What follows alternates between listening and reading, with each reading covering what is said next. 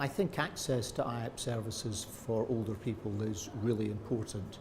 We know that perhaps 1 in 10, perhaps 1 in 5 older people have symptoms of depression and anxiety, and we know that treatments can be effective, drug treatments are effective, but the crucial importance of IAPT is that it gives the opportunity for people to talk and discuss problems, and we know that older people, when they engage with services, actually recover better.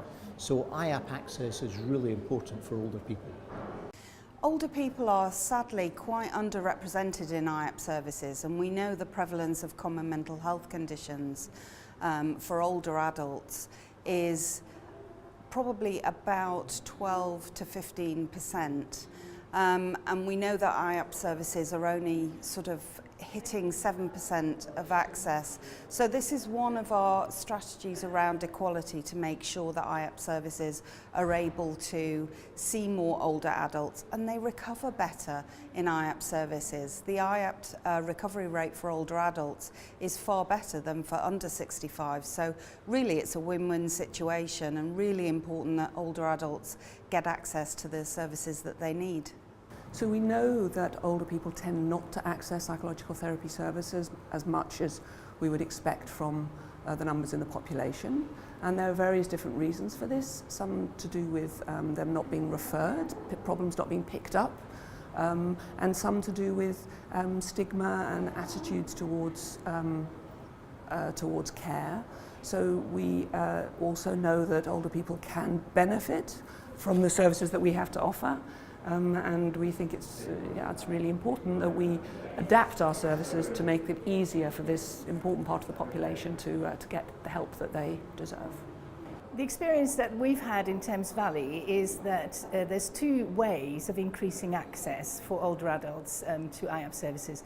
The first one is to work closely with your GPs. We know that GPs don't refer as many older adults as really they should. So we have in Thames Valley a teaching programme called PIP Care, Psychological Perspectives in Primary Care, which has one module called Detecting Anxiety and Depression in Older Adults. So we really encourage them, because we know they don't refer when they should do. And the other one is that we get a lot of older adults into our services through our long-term conditions work.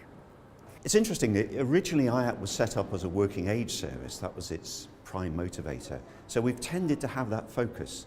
And really with older people, they've often felt barriers to attending groups, both because of physical disability and because they're a group that very often find it quite difficult to talk about their emotions.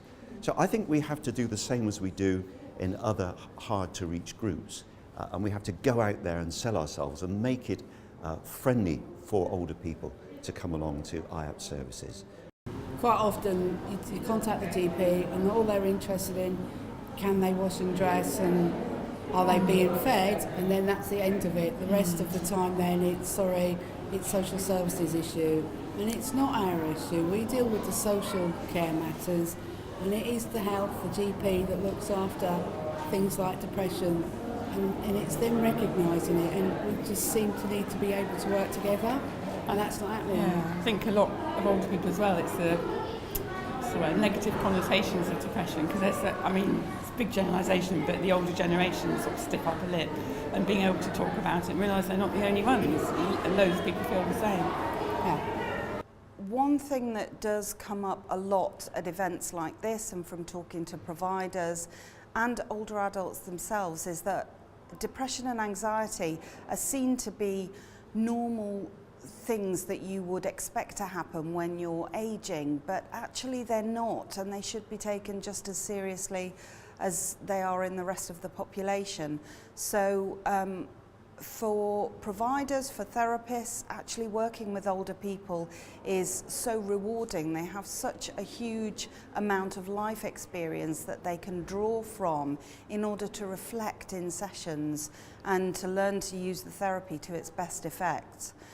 In terms of treatments that work for older people with depression and anxiety, I think it's across the board. I think being aware of some of the symptoms, encouraging an early diagnosis when treatment is available is important.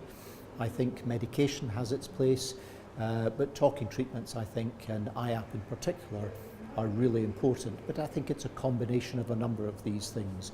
It's not just one thing, but I think if we have a combination of treatments available, that's when we'll get real success. I think one of the big things that we come across is befriending, and we always offer people this service, and because of when we go out quite a lot, you can tell people enjoy chatting and they seem to feel better after our visit, and then you say, would you like a befriender, and you explain it all, but I don't know, they don't quite understand about it or feel a bit worried about it. But if they knew more about it, heard about it more, and also there's always long waiting lists. Yeah, some people are waiting for a year just to get a befriender. Yeah.